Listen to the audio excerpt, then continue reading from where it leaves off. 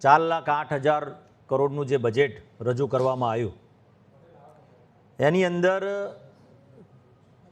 તમામ રીતે અને તમામ જિલ્લાઓને ફાયદો થાય તે પ્રકારના બજેટની જાહેરાત કરવામાં આવી અને સાથે અરવલ્લી જિલ્લાનો પણ મહદઅંશે ક્યાંક ને ક્યાંક સમાવેશ થયો છે। ત્યારે સરકારનો હું આભાર પણ માનું છું। મારી વર્ષોથી 2017માં હું ધારાસભ્ય બન્યો ત્યારબાદ મારી વારંવાર જે માગણીઓ હતી એ માગણીઓમાંથી મારી મહત્ત્વની માગણી જે હતી કે સાઠંબાને નવો તાલુકો બનાવવામાં આવે એ પણ સંતોષવામાં આવી। એનાથી ઘણા બધા વિસ્તારના નાગરિકોને ફાયદો થશે। સાથે સાથે હમણાં જ આ બજેટની અંદર અરવલ્લીમાં GIDCની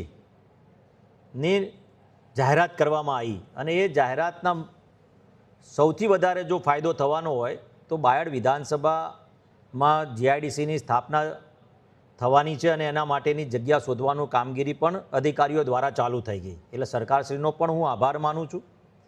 અને આ ફાયદો મારો નહીં પરંતુ અરવલ્લી જિલ્લાના આજુબાજુના વિસ્તારના તમામ બેરોજગાર યુવાનોને એનાથી ફાયદો થશે અને ત્યાંના આજુબાજુના લોકોને એક કહેવાય આજીવિકા ઊભી થશે એ પ્રકારની GIDCની રચના થવા જઈ રહી છે। બીજી વાત કરું કે 2018થી મારી ઘણી બધી માગણીઓમાં મહત્ત્વની માગણી હતી કે મહી નદી આધારિત જે મારા લુણાવાડા હોય, બાલાસિનોર, વીરપુર અને બાયડ સાઠંબાના વિસ્તારમાં તળાવો ભરવાની જે માગણી છે એ બાકી છે અને હું સરકારશ્રીને વિનંતી કરું છું કે એમાં પણ શરૂઆત થાય અને એની પણ જાહેરાત કરવામાં આવે। સાથે જ માલપુર તાલુકાના વિદ્યાર્થીઓને ભણવા જવા માટે 20થી 22 કિલોમીટર દૂર સુધી જવું પડે છે। ત્યાં આર્ટ્સ કોમર્સ કોલેજ એટલે હાયર એજ્યુકેશન માટેની કોઈ સંસ્થા નથી।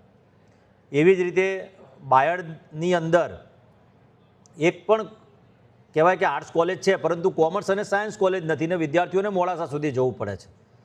એ પણ મારી માગણી છે અને પણ હું કહેવાય કે સરકારશ્રીને વિનંતી કરું છું કે વિદ્યાર્થીઓના ભવિષ્યને ધ્યાનમાં રાખીને એના પર પણ એક મહોર મારવામાં આવે તો વિદ્યાર્થીઓને ભણતર માટે આગળ દૂર સુધી લાંબુ ના થવું પડે।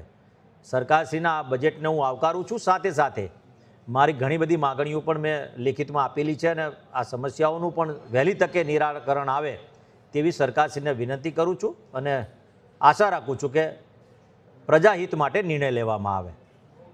આભાર।